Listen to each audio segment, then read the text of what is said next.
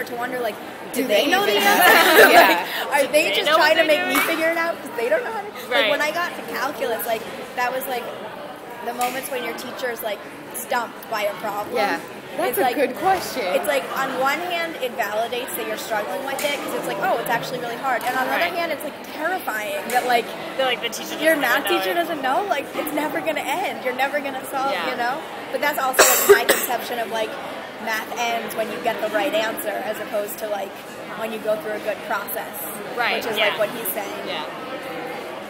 Math is definitely more about the process than the actual answer. It doesn't really matter that much. They say that, and like that does come through, like when they talk about tests, like on tests, and people say like, well, I know another way to do it. Can I do it that way on the test? And the teacher always says like, no, even if you get, or at least my teacher's like, even if you get the same answer, you need to do it the way I taught you to. Right. Which is like, well, that's because there's sometimes where, like, you will accidentally get the right answer doing it another way, and then if you were to use different numbers, it wouldn't happen that way, especially with 2.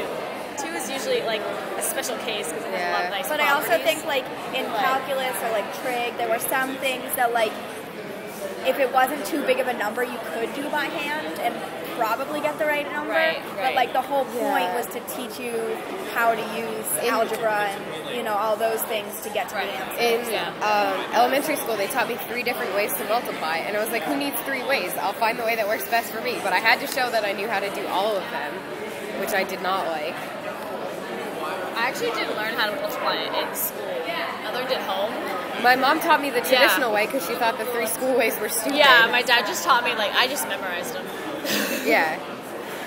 One question I have, like, about this in general, like, in reading the Mindstorms stuff, is, like, it all seems very individually oriented, which is cool, but, like, you know, like, that he's working one-on-one with a kid is sort of how it feels. I don't know, is that what you guys got? Yeah. And I'm just wondering, like, what his images of, like, how that bigger, works in like, a classroom setting. Like, because, like, the whole point is that it's individualized and you go to what the kid is excited about, like, but you probably don't have a turtle for every kid.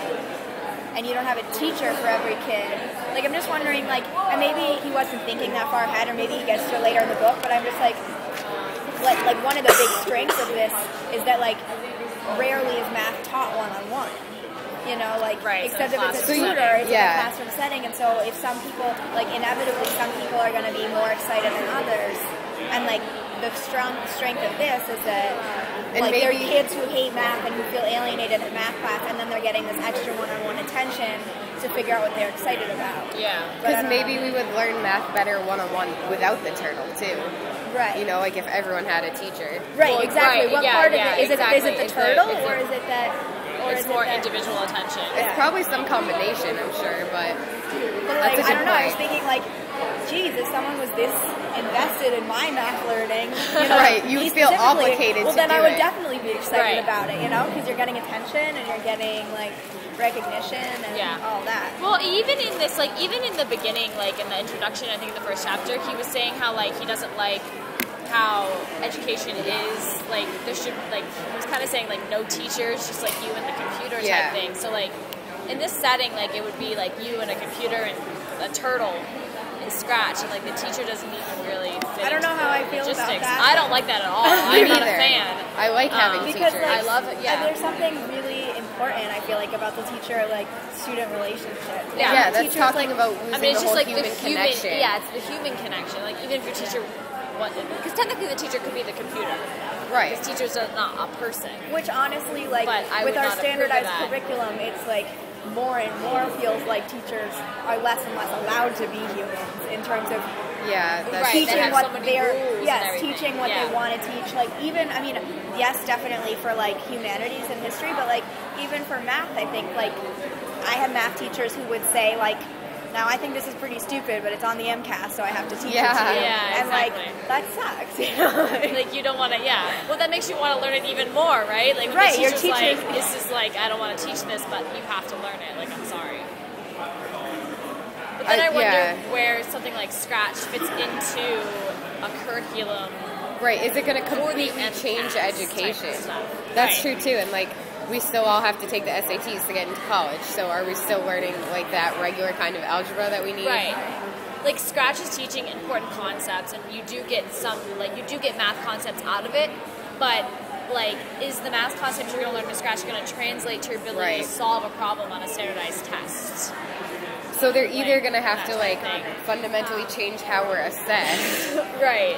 Well, I do think it goes, like, in thinking about changing math this way, like, it won't work to start from, like, kindergarten, like, little from the bottom, because, like, at some point they're going to start being like, well, they have to take the SATs, they're going to have to take calculus in college if they want to go to a good school, like, and, like, it'll get lost. Like, it's going to have to come from, like, universities starting to teach, like, it's changing gonna have to how work they from the top down. Yeah, in terms of top down, in terms of age, just because, like, at some point, like, I remember they had this alternative math program that they offered at my high school that was more about, like, projects and about, like, working together to figure it out, and less about like formulas and textbooks and stuff. And I remember, like, a lot of it was, like, supposed to be really good, but, like, the trade-off was you were a lot less prepared for the standardized tests, and it was sort of like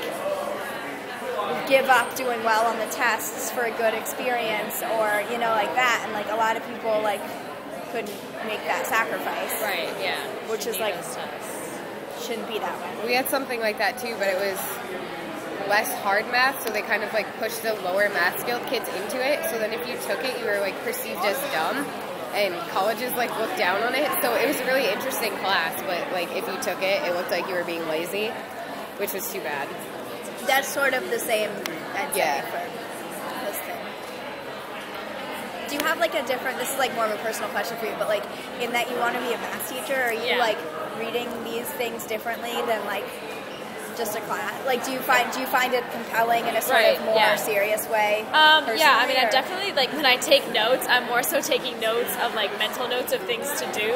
Like, exactly. That's what I'm wondering. Yeah, actually, just, like, things that he taught. Like, I liked the idea with the variable and recursion, just, like, ways to teach that, because that's definitely, like, a hard concept. And I liked that the turtle and, like, the body, like, whatever. But, like, same thing, like, I'm going to have to be teaching to a test as well, because I'm teaching in a public school, so it's just, like, this is why I was thinking about how this could be implemented into, like, I think this is great, and I think it, like, really could help students to learn math better, because I learned math with a pencil and paper. I didn't have any other... And you love it. And I love it. I don't know why. And all those things That's that people, pretty rare, though, I think. But, like, I love, like, like, just having a sheet of paper and a pencil. Like, I have pages and pages of, like, scribblings and scratchings from math homeworks, just, like, figuring it out.